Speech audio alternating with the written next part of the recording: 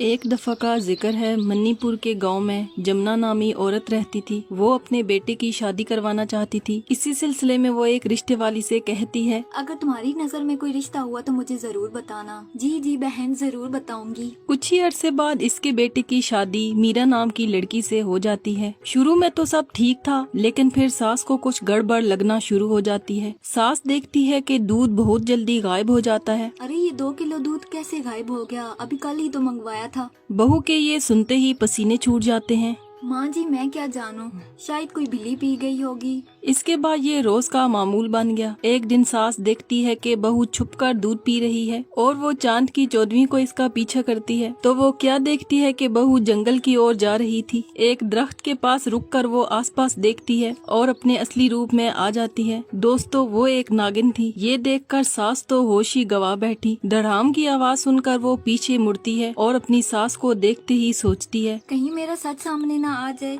इससे पहले ही इसको मारना पड़ेगा। वो इसको मारना तो नहीं चाहती थी, मगर वो जिस मकसद के लिए आई थी अभी उसे वो मकसद पूरा करना था। इतना सोचने के बाद नागिन बहू अपनी सास को डस लेती है और उसकी सास वहीं पे मर जाती है। एक गांव जिसका नाम उड़नपुर था, यहाँ के लोगों में एक चुड़ैल जिसका नाम चंपा था का खौफ पाया जाता था। ये चुड़ैल रात के वक्त गांव में उड़ती रहती और इस दौरान जो भी इसको नजर आता उसको भी उड़ाने लग जाती और फिर वो इंसान कभी भी जमीन पर ना आता। यही हाल सचिन का था। इसका पूरा परिवार बहुत परेशान था। एक दिन सचिन की बीवी कहने लगी, सुनिए जी, आखिर कब तक हम इस चुड़ैल का जुल्म सहन करते रहेंगे? आखिर इसकी कोई तो कमजोरी होगी। अब हमारी बस हो चुकी है। वो सब इसका कोई न कोई उपाय सोचने लगे। ये तब हुआ जब सचिन को शाम को काम से लौटने में देर हो गई। उसे गांव में पहुंचना था, लेकिन रास्ते में उसका चुड़ैल से सामना हो गया। चुड़ैल उसको कहने लगी, अब तुम्हें मुझसे कोई नहीं बचा सकता।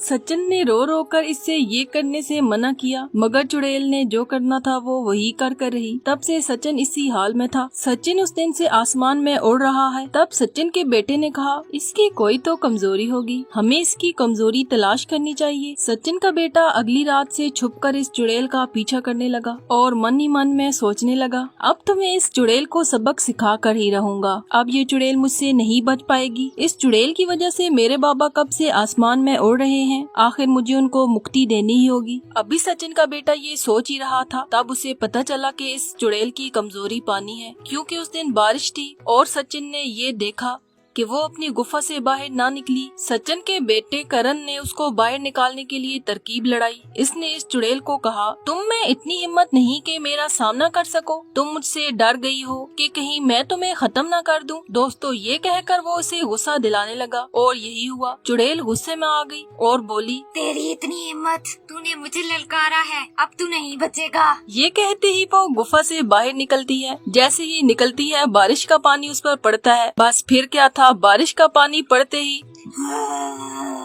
चुड़ैल खत्म होने लगती है और हवा में हमेशा के लिए गायब हो जाती है। इसके बाद सारे लोग जो उड़ रहे होते हैं वो नॉर्मल हो जाते हैं और सब सचिन के बेटे की बहादुरी की तारीफ करते हैं। इसके बाद से उड़नपुर को इस चुड़ैल से आजादी मिल जाती है और सब खुशी खुशी रहने लगते हैं।